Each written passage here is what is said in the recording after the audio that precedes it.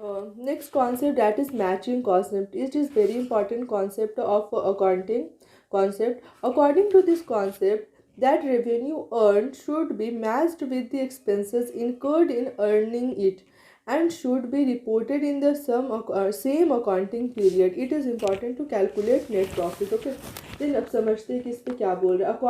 According to this concept, revenue earned should be matched with the expenses incurred in the earning it.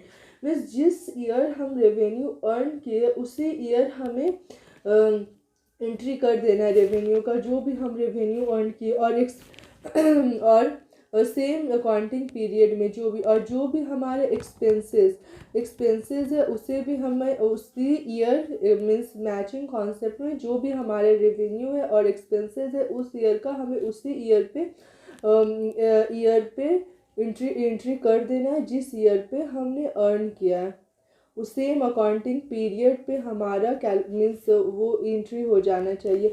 और ये हमारे क्यों ज़रूरी, it is very important to calculate the net profit. Net profit calculate करने के लिए matching concept बहुत इंपॉर्टेंट है. So this is a concept of matching. Example से समझेंगे what is a matching concept. जैसे purchase of 10 pieces of pen at the rate of 20 each and sold 8 pieces of pen at the rate of 25 each. तो अब आप क्या तो फिर अब मुझे बताइए कि इसमें प्रॉफिट कितना है. तो आप बोलेंगे कि 8 पीस 25,000, 10 पीस हम खरीदे 200 रुपीज़ में and 8 piece of pen 25 each, तो 200. Then no profit no loss, but this is wrong. हम अब इसे करते हैं by the matching concept. Matching concept में रेवेन्यू है 8 इंटू 25, क्योंकि 8 पीस हम सोल्ड कर रहे हैं.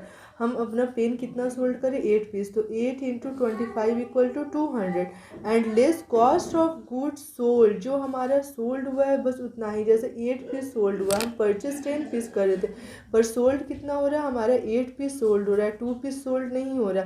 तो 8 पीस पेन का रेट 20 ईच के दाम से 160. Then profit, what is the profit? Profit is 40 rupees.